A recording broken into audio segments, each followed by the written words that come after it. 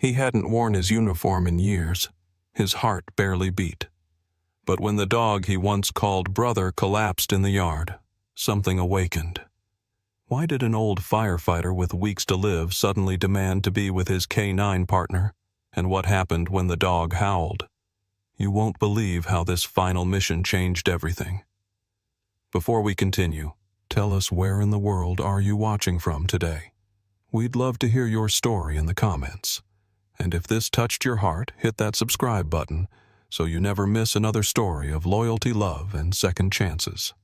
The late autumn sky hung low over Asheville, North Carolina, draping the Blue Ridge Mountains in a curtain of gray mist. Rain had left the sidewalks slick, and the wind that drifted through the trees carried the smell of pine and distant smoke. It was the kind of weather that made the world feel older, slower. On the corner of Maple Street stood Fire Station Number 8, its red brick exterior faded with time, the windows clouded slightly as if still remembering the heat of past fires. Inside, silence reigned. Thomas McKay, 72, sat in the break room at the back of the station, a place he hadn't visited in years. His once broad shoulders were now slouched, and his thick white beard framed a face carved by decades of soot loss and courage. His eyes, a pale steel blue, held a fatigue deeper than sleep. A heart condition had taken much of his vitality, leaving him with a trembling left hand and a breath that struggled to keep up with simple tasks. Despite this, Thomas carried a quiet dignity, the kind forged by years of running into chaos when others ran out. Ranger, his retired K9 partner, lay by his feet on a worn firefighter's blanket. The German Shepherd was 14, his once strong and angular frame now softened with age. His coat, a rich blend of sable and black, had grayed heavily around his muzzle and flanks. His ears still stood alert, but his eyes, once sharp and gold like molten amber, had dulled, clouded slightly with age. Ranger had been by Thomas's side through firestorms, building collapses, floods, and searches for missing hikers. He was trained to find the lost, the buried, the broken, and now he himself was breaking. They had come here not for ceremony, but for silence. Thomas had asked Michael, his former lieutenant and now the station's chief, to leave the station open just 1 hour for him that Sunday morning. And Michael had agreed, no questions asked. As Thomas ran a slow hand along Ranger's back, he murmured, "This place hasn't changed, huh, boy?" His voice was gravel and memory. "Still smells like oil and adrenaline." The sound of light footsteps echoed from the hallway, and then she appeared. Lily McKay Thomas's 13-year-old granddaughter peeked her head around the corner. Her face was freckled and pale, framed by waves of dark auburn hair. She was slender, often dressed in oversized hoodies and worn sneakers, the result of growing faster than her parents could keep up. Her hazel eyes darted between her grandfather and the dog with cautious concern. She had moved in just 6 weeks ago after her parents' divorce left her mother too unstable to care for her. Thomas had taken her in without hesitation, though they still circled each other like strangers. "Is he okay?" Lily asked softly, not moving closer. "He's just tired," Thomas said, "like me." She stepped into the room, her gaze settling on the photos lining the walls. A young Thomas stood in many of them, arm around Ranger, both smiling in soot-covered triumph. Others showed fires blazing in the background, lives saved, medals awarded. Lily walked over to one photo where Ranger stood atop a pile of rubble, muzzle dirty, a child clutched to his chest in a rescue sling. She blinked. "You two really did that?" Thomas nodded, his breath shallow. "A long time ago." Lily crouched near Ranger, not too close. She had always been a little wary of dogs, especially large ones. But Ranger didn't flinch or growl.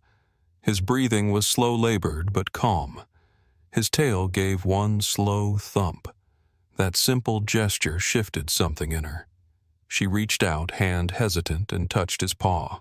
Outside, the wind picked up, rattling the old windows. The rain started again, light but steady, a familiar rhythm that had once meant engine calls and gear checks. "I found these in the closet," Lily said, pulling a weathered box from her backpack. Inside were old patches, a folded American flag, and a small tin with medals. She held one up. Was this yours or his? Both, Thomas said. He earned it when we pulled a family out of that warehouse fire in 12. Roof collapsed 2 minutes after we got out. Lily said nothing. She turned the medal in her hand, then carefully placed it next to Ranger's paw. Thomas shifted his face, tightening with a wince. His heart thudded irregularly, and he placed a hand against his chest. The doctor had told him he needed a hospital soon, but he had refused. Hospitals meant wires and finality. He wanted time. Quiet time. Time with Ranger. Lily saw the tension in his jaw. Grandpa, are you going back to the hospital tomorrow? No, he said, not unkindly, not yet. Silence stretched again. Then Lily asked, what happens when he can't walk anymore? Thomas looked down at Ranger. Then I carry him, like he carried me. The clock ticked. Ranger stirred slightly, his legs twitching in sleep. His breaths were shallow but steady. Thomas closed his eyes, leaning his head back against the wall. His hand still rested on the old dog's side, feeling the rhythm of a companion who had never left him even as time took everything else. And for a while there was only rain and memory and the faint scent of ash. The cold wind sweeping through Asheville that Monday morning brought with it the brittle hush of oncoming winter. Frost rimmed the edges of the windows in Thomas McKay's modest home just outside the city center, where the wood-paneled living room still smelled faintly of coffee, wet fur, and old smoke. A tattered recliner near the fireplace remained Thomas's perch of choice even now as he lay slumped in it, one hand clutching his chest while the other hung loosely over the armrest. It started with shortness of breath. Then came the stabbing pain, sudden and cruel beneath his ribcage. Lily, who had been in the kitchen pouring Ranger's kibble, heard the sharp clatter of a mug breaking and rushed in to find her grandfather white-faced and gasping. The ambulance arrived 10 minutes later. The two paramedics, one a heavy-set man in his 50s named Pete with a beard as gray as his uniform, and the other a younger woman named Tasha, lean and focused with a dark braid tucked beneath her cap, moved quickly but gently.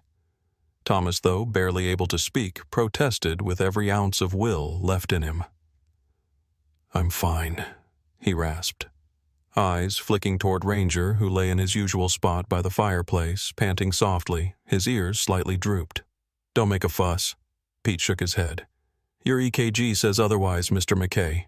You're lucky your granddaughter called in time." Lily stood near the door, hugging her arms tightly across her chest. "Please," she whispered more to Ranger than to anyone else, "just let him be okay."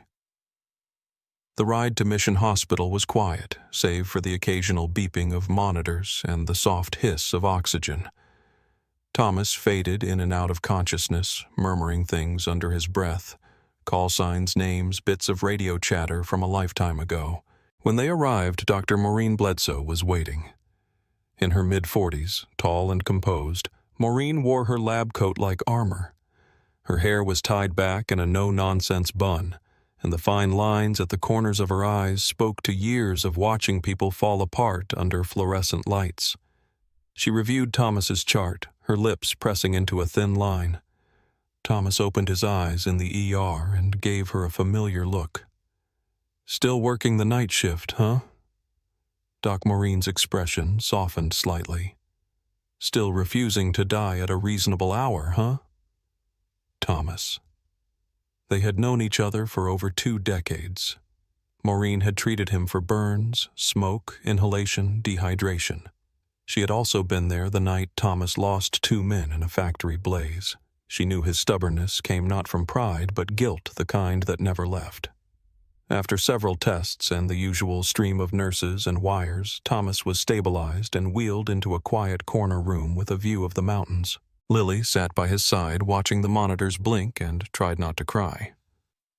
"I want to go home," Thomas said flatly as Maureen entered with the latest lab results. "Not happening," she replied, not unkindly. "I'm not dying in a damn hospital." "You're not dying," she replied sharply, then caught herself and exhaled. "Not yet, anyway. But if you leave now, you're stacking the odds against yourself." Thomas turned his face to the window. "I don't care about odds." Lily leaned forward, her voice small but determined. "He's not just stubborn. He's scared, but not of death. He's scared Ranger will go without him. Maureen paused, looking from the girl to the man. The dog's still alive. Lily nodded. Barely. I thought he passed years ago. He didn't, Thomas said. He held on. Silence. Then Maureen tapped her pen against the clipboard. You want to go home to die with your dog. I want to go home to live until I can't. The discussion stretched through the day. Nurses came and went. Lily left the room at one point and found a quiet hallway where she could make a phone call. Her hands trembled as she searched through the contact card Thomas had scribbled on the back of a napkin. Station 8 came a voice over the line. Hi, is Chief Michael Reyes there? After a brief pause, a deep baritone answered. This is Reyes. Lily swallowed hard. My name's Lily McKay. I'm Thomas McKay's granddaughter. A breath. How's the old man in the hospital? But he doesn't want to be here. And Ranger's not doing well either. Michael Reyes, 55, had once been Thomas's second in command.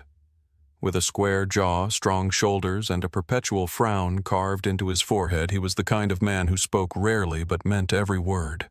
His loyalty to Thomas was unshakable. He had never forgiven himself for getting promoted the year Thomas was forced to retire. Where are you now? He asked. Lily gave him the hospital address. He doesn't know I called. Good, Michael said. Don't tell him.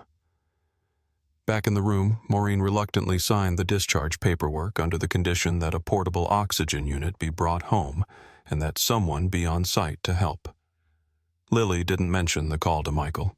She just packed her grandfather's coat and took his hand when the nurse came in with the wheelchair.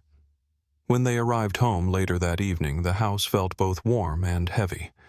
The fire had died, but the smell of Ranger's fur still lingered. The old dog stirred at the sound of the front door, his body struggling to rise. Thomas limped to him and dropped to one knee. I'm here, boy, he whispered. I'm not going anywhere. Ranger laid his head against Thomas's leg and sighed. Outside, the frost deepened. In the distance, the mountains stood stoic and still, and somewhere not far away, a fire truck engine rumbled to life.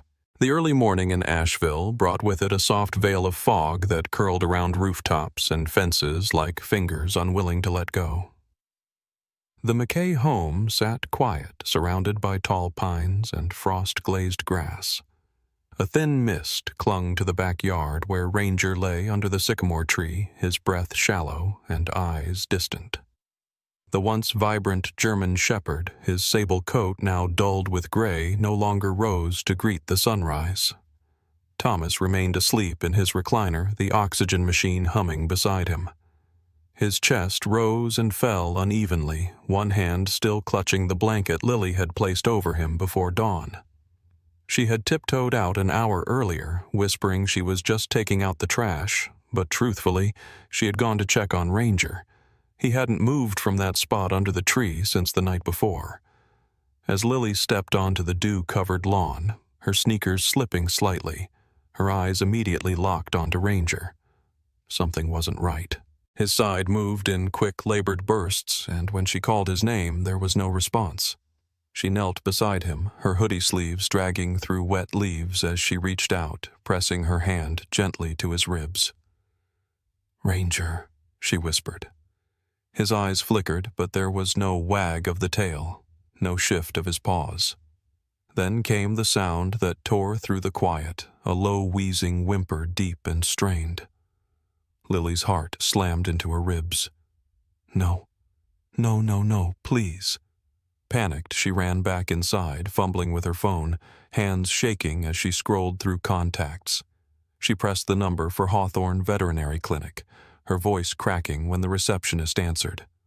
"Please," she pleaded. "My dog. He's not breathing right. He's old. He's dying. I think he needs help." "We'll prepare the exam room," said the voice on the other end. "Bring him in right away." Lily hung up and darted to the living room, skidding to her knees beside Thomas. Grandpa, it's Ranger. He collapsed. Thomas stirred, eyelids fluttering. What I need to take him to the vet. I already called. Thomas tried to sit up, pain flashing across his face. I should come. No. Lily shook her head firmly. You can't move like this. I'll go. I'll call you the second we're there, I promise. Thomas hesitated, torn, then nodded weakly. Be careful, and tell them to wait for me. She kissed his cheek, whispered, I will, then hurried outside. The rusted old Jeep in the driveway roared to life after 2 stubborn attempts. She loaded Ranger with effort, wrapping him in a blanket and laying him across the back seat with gentle urgency. He whimpered softly as she closed the door, as she drove her hands white-knuckled the steering wheel. Every red light felt like betrayal. Every turn an eternity. She kept glancing at Ranger through the mirror. His chest rose barely. At Hawthorne Veterinary Clinic, Dr. Eric Sullivan was waiting in his scrubs, already gloved. In his late 30s, tall and lean, with dark hair cropped close and soft gray eyes, Eric was known around Asheville for his calm, empathetic demeanor. He had seen countless animals at the end of their roads, but few stories had ever matched Ranger's legacy. He'd read about him in the local paper years ago, rescuer, survivor, hero. Lily burst into the waiting room, breathless, cheeks flushed. He's in the car, she gasped. 2 vet techs. Maria and Josh hurried out with a stretcher. Maria was petite and quick with short-cropped blonde hair and a calming voice, while Josh, taller and broader, kept a gentle hand on Ranger's side as they moved him into the exam room. Inside the room was sterile and bright, the air tinged with antiseptic. Ranger was placed gently on the table. Eric examined him quickly, listening to his heart and lungs, then looked up at Lily. He's fading. The pain is increasing. He's not responsive. We need to talk about letting him go. No, Lily said immediately, tears filling her eyes. Not yet. Eric hesitated. Does your grandfather know? He knows. But he can't get here. He's sick as heart. He just got back from the hospital yesterday. I understand, Eric said softly, then looked to his assistant. Prepare the sedative, but don't administer it yet. Maria nodded and stepped aside. Lily stepped closer to Ranger, brushing a lock of fur away from his eyes. Just wait. Okay, Grandpa's going to come. He has to. Then, as if struck by a spark of desperate inspiration, she pulled out her phone again and called the only person who might help. Station 8 answered the voice. It's Lily again, she said, trying to hold her voice steady. Ranger collapsed. He's at the vet. Grandpa can't drive. Can you bring him? Michael Reyes, still at his desk, surrounded by morning paperwork, stood immediately. Give me the address. Within minutes, the old fire truck, once retired, now used for parades and school visits, roared to life in the station bay. Michael, dressed in jeans and a faded duty jacket, climbed in behind the wheel.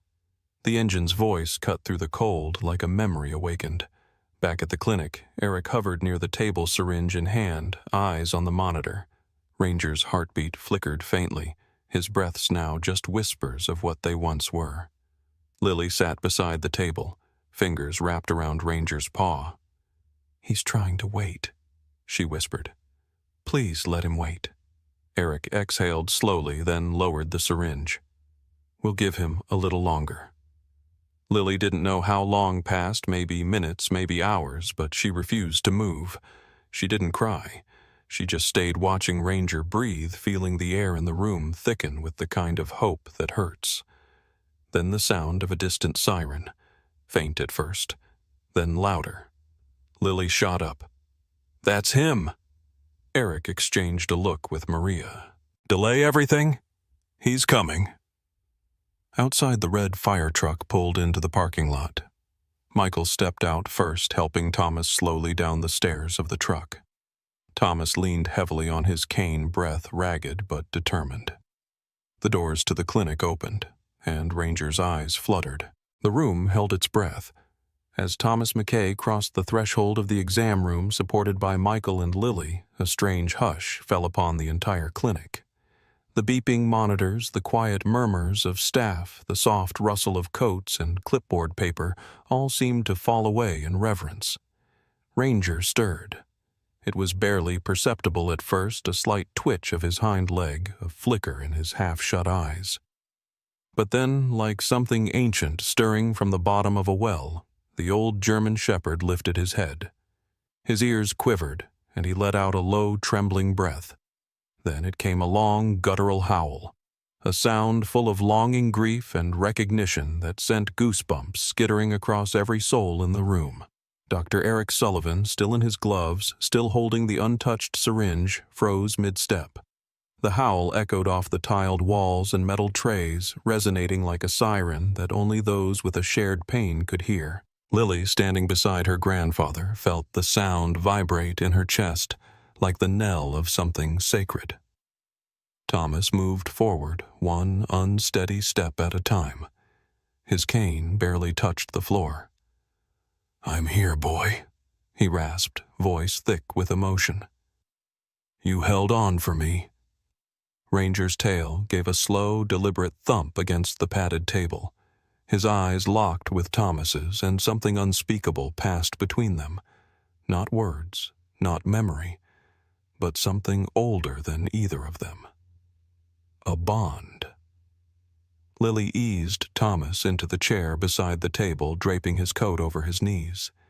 He reached out a trembling hand and placed it on Ranger's chest.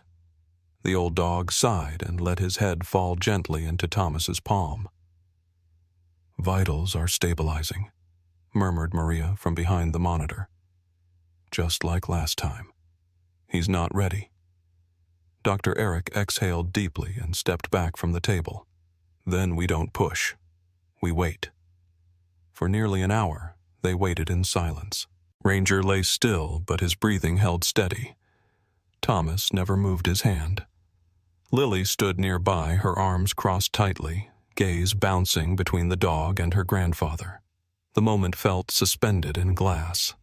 Needing to step outside for a breath, Lily moved into the waiting area and collapsed into a plastic chair. Her hands fidgeted in her hoodie pocket until her fingers brushed the edge of something soft and worn. She pulled it out, her great-grandmother's leather journal.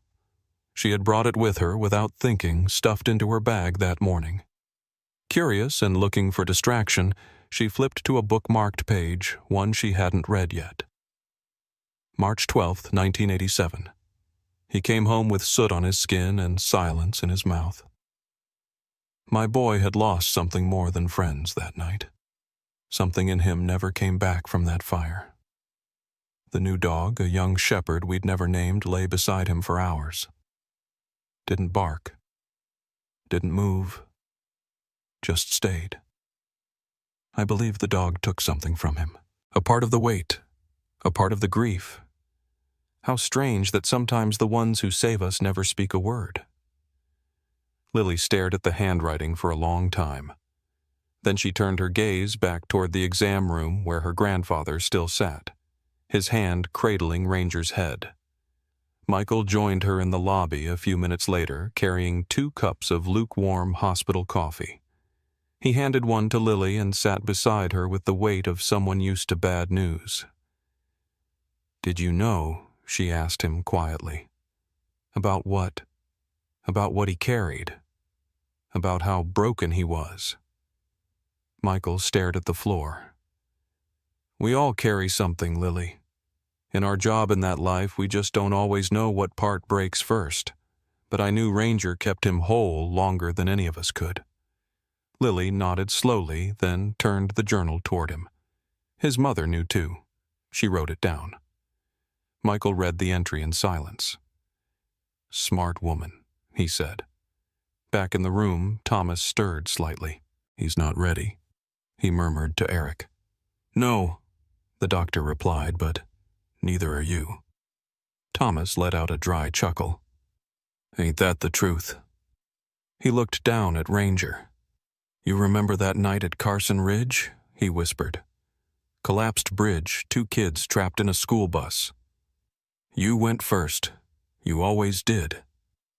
Ranger made a soft, breathy sound somewhere between a sigh and a reply. I thought we were done then, Thomas continued. But you got them out. You always found a way.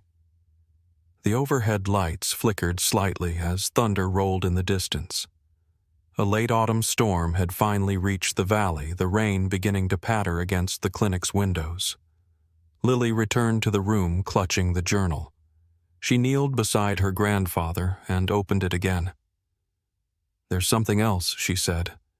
From when you were a boy. Thomas blinked, eyes heavy but curious.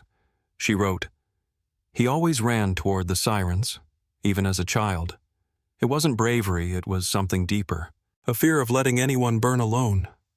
Thomas closed his eyes, lips trembling. She knew. Yes, Lily whispered, and Ranger does too.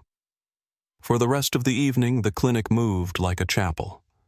No one spoke unless necessary. Even the phones were answered in whispers. A quiet reverence hung over the exam room where a dying dog and a weary man found stillness not in surrender, but in presence. And as the storm gathered outside, the only sound that mattered was the soft, steady breathing of Ranger and the faint rustle of journal pages turning in Lily's lap. The storm outside had begun to lull its angry rhythm, softening into a steady tap against the clinic windows, like nature itself had taken a seat to witness what unfolded inside. In the exam room, the air was thick with a kind of sacred tension, too tender to break, too heavy to ignore. Ranger lay still on the padded table, his chest rising and falling with the fragility of paper-thin breath. Monitors hummed beside him, casting a pale green glow across his graying coat. His paw hung slightly off the edge, limp but warm under Thomas's trembling fingers. The old man leaned forward in his chair, pain written in every crease of his face, but his eyes remained fixed on the dog who had saved his soul more times than he could count. You're still here, Thomas murmured, voice barely audible. I thought I lost you there. Ranger didn't respond, not with a whimper or a tail flick, but the faintest twitch of his nose made Thomas lean in even closer. Eric Sullivan stood in the corner, silent but watchful, hands clasped before him. His eyes, normally clinical and unreadable, were soft now. Beside him stood a new presence, a woman no one had noticed enter amid the quiet flurry. Hannah Myers, the clinic's overnight vet, had arrived 10 minutes prior. She was in her early 40s, tall and slender with sharp cheekbones and auburn hair tied tightly in a knot. Her scrubs were olive green and the left sleeve bore a faded patch U.S. Army Medical Corps. Hannah didn't speak at first. She simply stepped forward and placed a gentle hand on Ranger's flank, feeling for heat, for tension, for signs of life or surrender. Then she looked to Thomas. "May I?" she asked quietly, gesturing to his side. Thomas blinked, then nodded. "You're the one who served." "Yes, sir. Kunar Province. My dog was Nero. He didn't make it back." Thomas looked at her for a long moment. "I'm sorry." "So am I," Hannah said. "That's why I'd like to stay tonight." "If that's all right with you and him." Thomas gave a slow nod, then turned back to Ranger. He'd like that. Lily, who had been silent for the past half hour, reached into her backpack and pulled out a small, scuffed digital voice recorder. "I found this in Grandpa's fire trunk," she said. "It's old, but I think it still works." She clicked the play button and turned up the volume.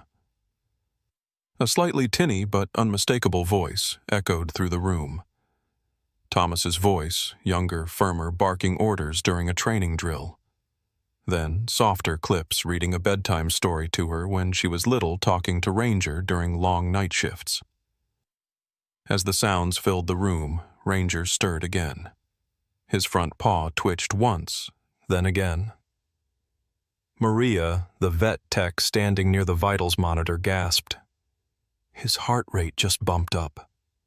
Michael, leaning against the doorframe with arms crossed and eyes glossy, muttered, "He knows that voice. It's pulling him back." Lily placed the recorder next to Ranger's head. "Stay with us," she whispered. "Just a little longer." Outside, the fire truck still sat idling, its red lights casting rhythmic flashes against the raindrops. At one point, the engine let out a soft chime. The bell, long silenced, triggered by a cooling sensor. The old brass tone carried faintly through the building. Ranger's ear twitched. Thomas felt it too. "You hear that, boy? That's your ride home." The silence returned, but it was no longer cold. It felt filled with memory, with emotion, with invisible threads of connection that wove across the room like threads of golden light. Hannah stepped forward again and began adjusting Ranger's IV. "I'm going to try a low-dose corticosteroid and a mild muscle relaxant. It might buy him a few more hours of comfort, maybe even strength." Thomas nodded, too tired to ask for details. "He's bought me years. Hours are a bargain."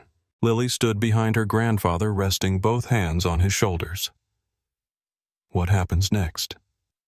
"We wait," Hannah replied. "Sometimes waiting is all there is." And so they did.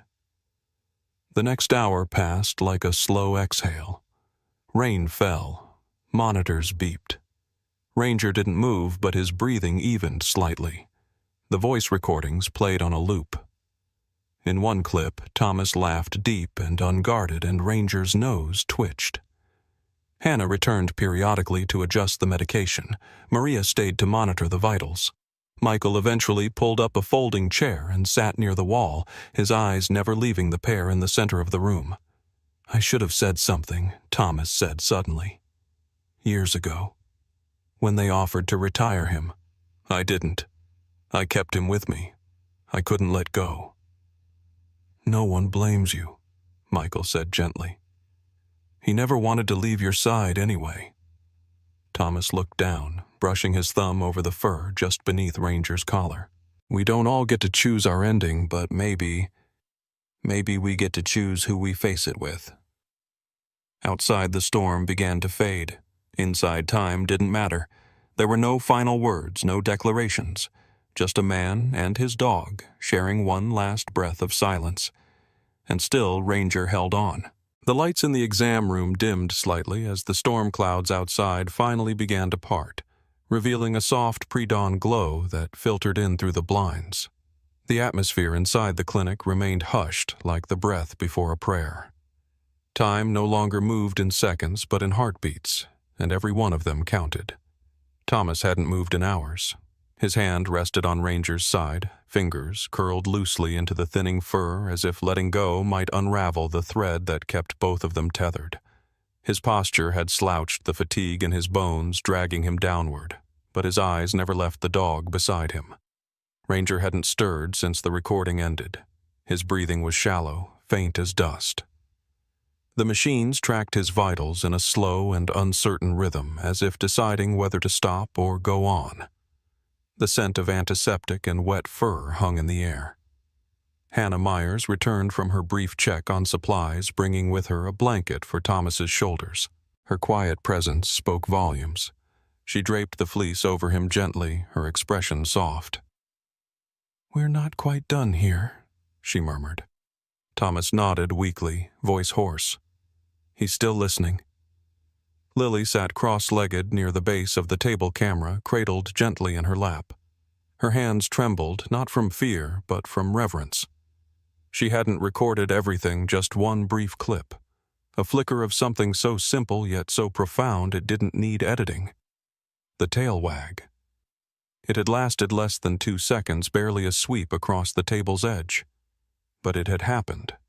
Ranger's tail had moved not from instinct, but from recognition. Thomas had spoken his name and Ranger had answered. Michael stood in the doorway, arms crossed, his firefighter's coat now slung over one shoulder. His hair streaked with gray and sweat dampened at the temples clung to his forehead. He had said very little all night, choosing instead to observe like a soldier standing watch over sacred ground. When Ranger's tail had twitched, Michael's hand had reflexively raised to his temple, offering a crisp, silent salute. Dr. Sullivan finally spoke after minutes of stillness. "Thomas, the decision remains yours, but I won't proceed with euthanasia while he's still responding." "Thank you," Thomas said, voice quiet but firm. "He deserves this moment." Hannah stepped closer, checking Ranger's IV. "Vitals remain low but stable. Whatever strength he's finding, it's coming from something deeper." "It's coming from love," Lily whispered. For the first time in hours, Thomas cracked a faint smile. Ranger's eyes fluttered open just enough to reveal a sliver of brown. Clouded but present, they flicked toward Thomas's hand, and then ever so slightly, his head moved. Barely more than an inch, but it was a choice. A final act of will. "He knows you're here," Hannah said, awe lacing her tone. "I never left," Thomas said, placing his other hand alongside the first. "And neither did he." Lily raised her phone one last time, not to record, but to play back Ranger's name in Thomas's voice, a clip from a fire drill years ago when Ranger had been in his prime. Ranger hold back. Ranger now. Good boy. The old dog's ear twitched at the sound. Then, with a visible effort, Ranger exhaled a rattled breath that didn't sound like defeat, but release. He shifted his paw toward Thomas's hand. "Just an inch. Just enough." Thomas closed his eyes and leaned forward until his forehead touched Ranger's. "You did everything right," he whispered. "You were never just a dog." No one spoke. No one dared. Then Ranger's tail moved again, a weak, wavering arc, but unmistakable. Once. Twice. Lily gasped softly. Her fingers reached instinctively for the record button, but then froze. She knew this wasn't hers to capture, not anymore. Instead, she bowed her head and wept silently. Michael's salute returned this time with his eyes closed. "Permission to stand down, soldier," he said under his breath. The sound of the monitors did not signal recovery. It was not triumph in the conventional sense, but it was life. Faint, fragile, but present. Ranger hadn't chosen to die yet, and Thomas hadn't chosen to let go. And so they remained. Thomas pressed his lips close to Ranger's ear. "Not while you're still listening. Not until you're ready." Outside, dawn finally broke through the storm, lighting the clinic windows in warm orange. The silence inside wasn't mournful. It was filled with something sacred. Not a goodbye. A recognition. A reunion. In the days to come, Lily would send the short clip she had captured not to the news, not to social media, but directly to Engine 7, the firehouse where Thomas had served. She would write, "He wagged his tail, that's all. But it was enough. Because sometimes loyalty doesn't die. It just waits quietly, patiently for a name to be called one last time." The lights in the exam room dimmed slightly as the storm clouds outside finally began to part, revealing a soft, pre-dawn glow that filtered in through the blinds. The atmosphere inside the clinic remained hushed, like the breath before a prayer. Time no longer moved in seconds but in heartbeats, and every one of them counted. Thomas hadn't moved in hours. His hand rested on Ranger's side. Fingers curled loosely into the thinning fur as if letting go might unravel the thread that kept both of them tethered. His posture had slouched the fatigue in his bones, dragging him downward, but his eyes never left the dog beside him. Ranger hadn't stirred since the recording ended. His breathing was shallow, faint as dust.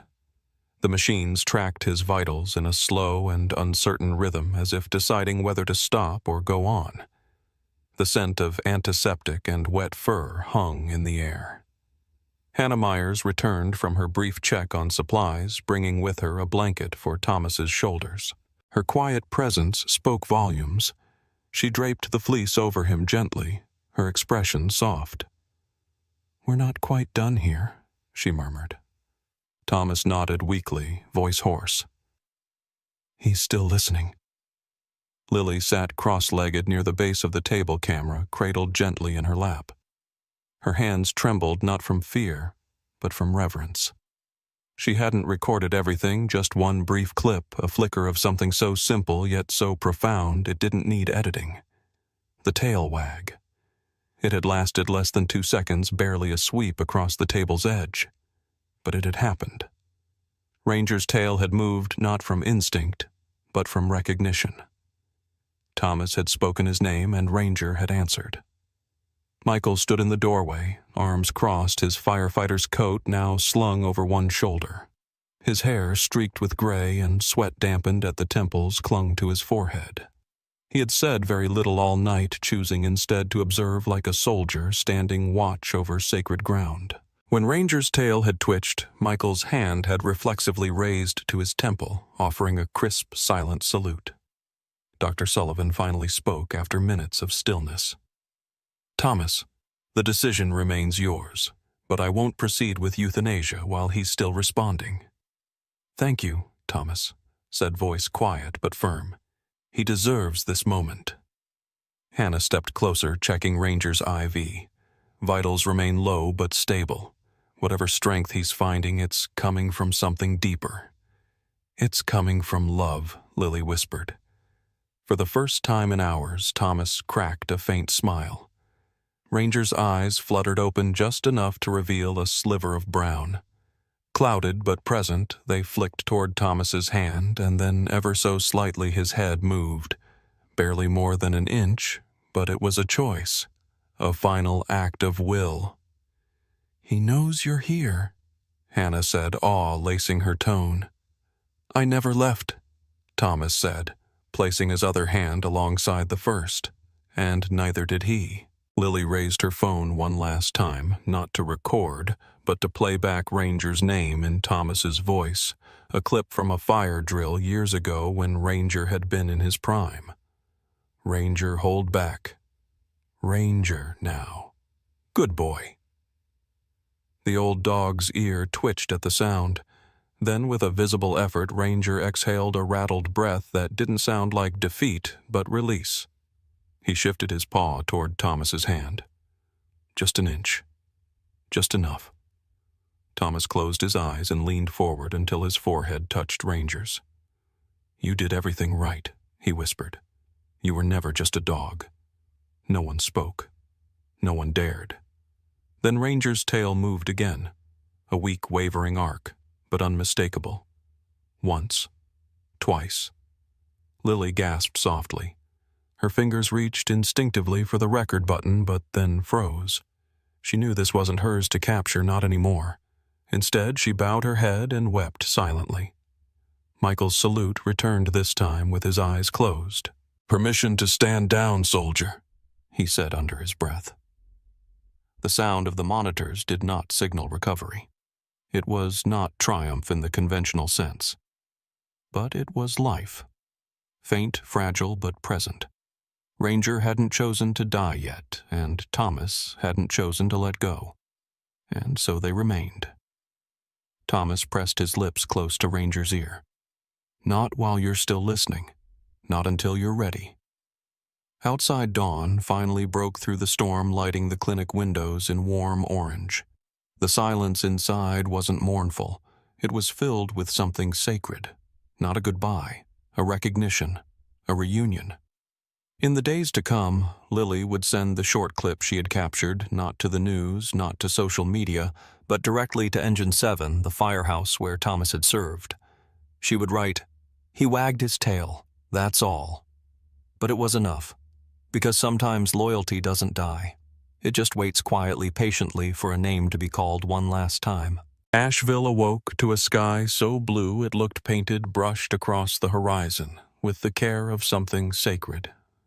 It was a Sunday in early spring, crisp with a breeze that stirred the blooming dogwoods lining the historic downtown streets. Banners flapped from every lamppost, and families spilled onto sidewalks with lawn chairs and homemade signs.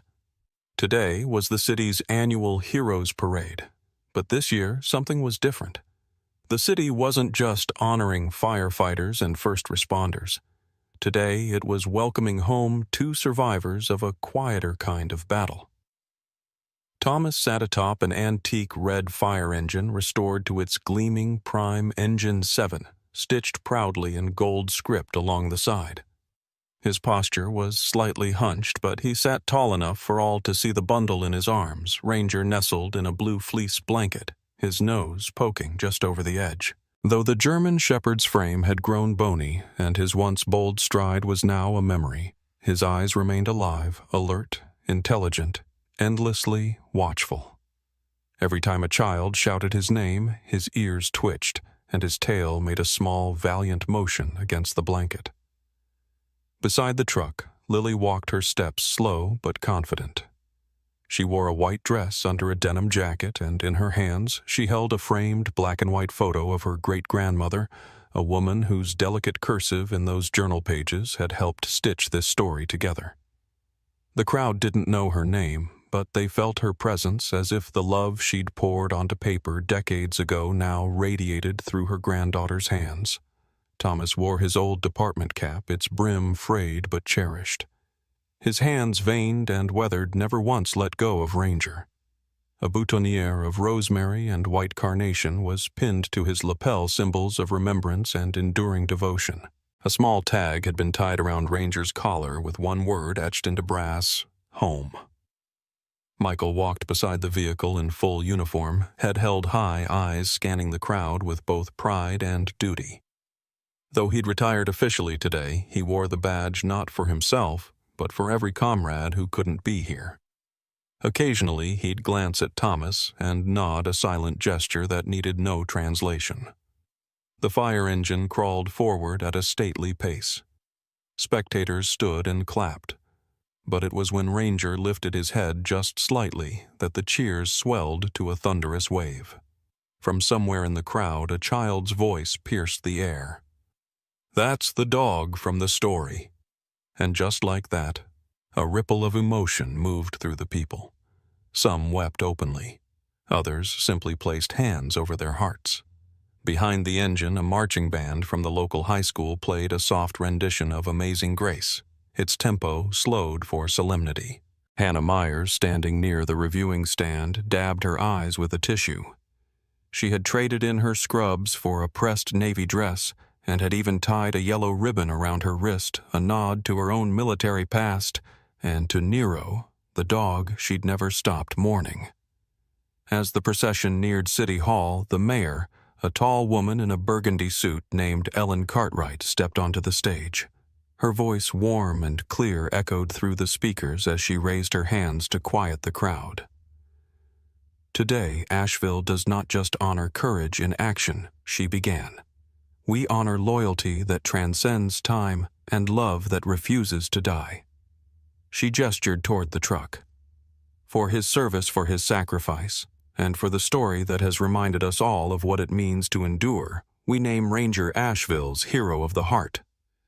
Thunderous applause rose like a tide. "And for the man who never left his side," the mayor continued, "we honor Thomas Sullivan, retired fire captain, devoted grandfather, and living testament that hope, like fire, only needs a spark."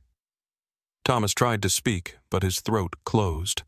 He simply nodded, eyes shining. Then softly, so only Lily and Ranger could hear, he whispered, "You never left me, did you?" Ranger, though nearly asleep from the effort of the day, shifted his weight slightly in Thomas's lap, just enough to press his paw against the man's chest.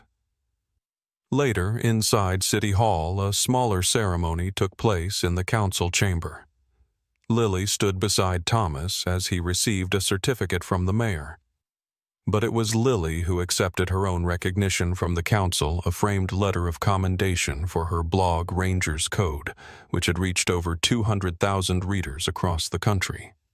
In the back of the room, Caleb from New Mexico stood silently in uniform, having flown in that morning just to witness it all. When the crowd thinned, he approached Lily and handed her a dog tag engraved with Ranger's name and the coordinates of the house where he'd once been saved. She clasped it to her chest with trembling hands. That night, as they drove home in Michael's truck, Thomas sat in the back seat with Ranger beside him, now wrapped in Lily's jacket. The lights of Asheville faded behind them, replaced by the quiet rolling hills of the countryside. A silence hung over them, not heavy this time, but peaceful. Lily turned from the passenger seat and smiled. What now? Grandpa Thomas looked down at Ranger, who was fast asleep, but breathing steadily. Now, he said, we just be together. Sometimes miracles don't come with trumpets or lightning in the sky. Sometimes they come on 4 tired legs in the heartbeat of a dog who refuses to say goodbye. What happened between Thomas and Ranger wasn't just about loyalty. It was about divine timing. It was as if God himself held the hands of both man and beast and whispered, wait just a little longer. Love is on its way. In a world that often rushes past moments of quiet grace, their story reminds us that healing can arrive when we choose to stay, to hope to hold on just one more breath. And maybe that's the miracle we all forget we are not alone. Not in our pain, not in our waiting, and not in our love. If this story moved your heart, we invite you to share it with someone who needs hope today. Leave a comment below, type Amen if you believe in second chances, and subscribe for more stories that honor the strength of love, faith, and the unseen hands of grace. May God bless you and everyone you hold dear.